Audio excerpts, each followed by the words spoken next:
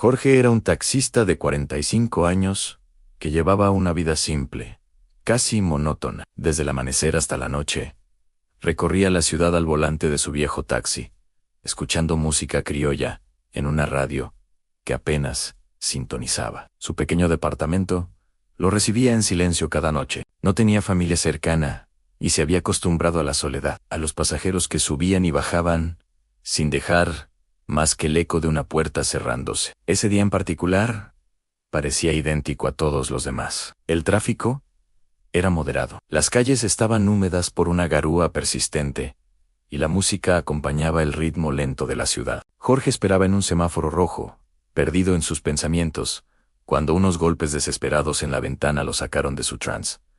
Era un niño, de no más de 10 años. Tenía la ropa sucia, una mirada perdida llena de pánico, y respiraba agitado, como si hubiera corrido por su vida. Sin pensarlo 2 veces, Jorge bajó el seguro. El niño abrió la puerta de un salto, se metió en el asiento trasero y gritó con una voz quebrada por el miedo: «Por favor, váyase, no me deje volver con ellos». Jorge se quedó paralizado por un instante.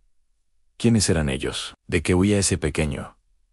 Pero no había tiempo para dudar. Pisó el acelerador y se alejó de allí, sintiendo la urgencia en cada palabra del niño. Cuando estuvieron a una distancia segura, Jorge se detuvo, miró por el retrovisor y vio al niño temblando en el asiento trasero. Con la voz más calmada que pudo encontrar, le preguntó qué había pasado. El niño, que se llamaba Mateo, comenzó a hablar entre sollozos. Contó que vivía con 2 adultos que no eran su familia. Lo obligaban a trabajar todo el día, limpiando parabrisas en los semáforos y pidiendo dinero a los transeúntes. Cada noche tenía que entregarles lo que había ganado. Si no era suficiente, la historia se repetía.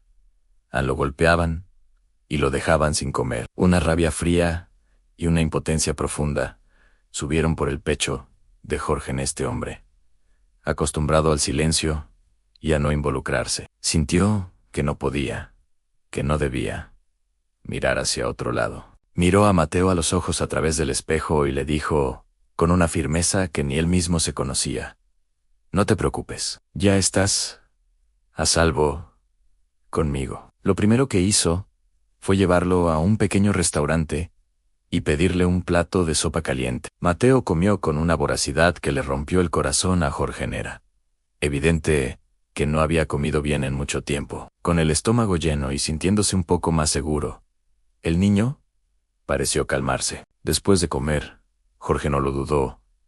Condujo directamente a la comisaría más cercana para denunciar la situación. Las siguientes horas fueron largas y tensas. Mientras los oficiales tomaban la declaración de Mateo y comenzaban el protocolo, Jorge se quedó a su lado. Le compró una botella de agua, le habló de cosas sencillas para distraerlo, y sobre todo, le repitió una y otra vez que ya no estaba solo. Poco a poco, el temblor en las manos del niño desapareció. Su mirada, antes llena de terror, empezó a mostrar un destello de confianza. El caso fue transferido a la unidad de protección especial. Los agentes explicaron que debían encontrar un lugar seguro para Mateo, mientras investigaban a los adultos que lo explotaban. Mientras discutían las opciones, Jorge intervino. «Si necesitan un lugar seguro para esta noche», dijo con voz decidida, «puede quedarse conmigo». El policía lo miró, evaluando la situación. Quizás vio en los ojos de Jorge la honestidad de un hombre bueno.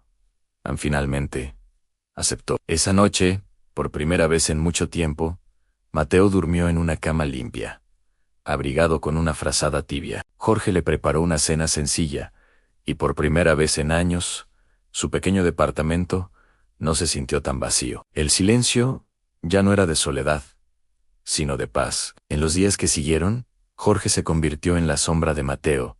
Lo acompañó a cada cita con los psicólogos, a cada entrevista con los trabajadores sociales. Habló con las autoridades como si fuera su propio hijo, defendiendo sus derechos y asegurándose de que estuviera bien. El vínculo entre el hombre solitario y el niño abandonado creció día a día, forjado en la confianza y el cuidado mutuo. Era como si el destino, en su extraña manera de actuar, los hubiera unido con un propósito: Pasaron las semanas, la investigación policial avanzó y se descubrió la terrible verdad. Mateo había sido separado de su familia biológica tiempo atrás, en circunstancias confusas. Los adultos que lo tenían eran parte de una red de explotación, pero en medio de esa oscuridad surgió una luz de esperanza. Las autoridades lograron encontrar a su tía materna, una mujer que llevaba años buscándolo sin perder la fe. El día del reencuentro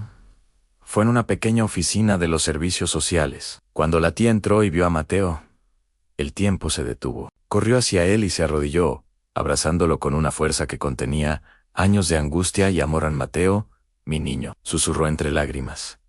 Nunca dejé de buscarte. Jorge, que observaba desde una esquina, sintió un nudo en la garganta y tuvo que darse la vuelta para que no lo vieran llorar. Era la escena más hermosa y dolorosa que había presenciado. La tía de Mateo se acercó a Jorge y le agradeció con una gratitud tan profunda que las palabras parecían insuficientes. Le dijo que le había devuelto no solo a su sobrino, sino una parte de su alma. Cuando llegó el momento de la despedida, Mateo no quiso irse sin antes abrazar fuertemente a Jorge. Voy a venir a visitarte, tío Jorge, le prometió con una sonrisa que iluminaba toda la habitación. Y cumplió su promesa. A partir de ese día, la vida de Jorge cambió para siempre. Su departamento ya no era un refugio silencioso y solitario.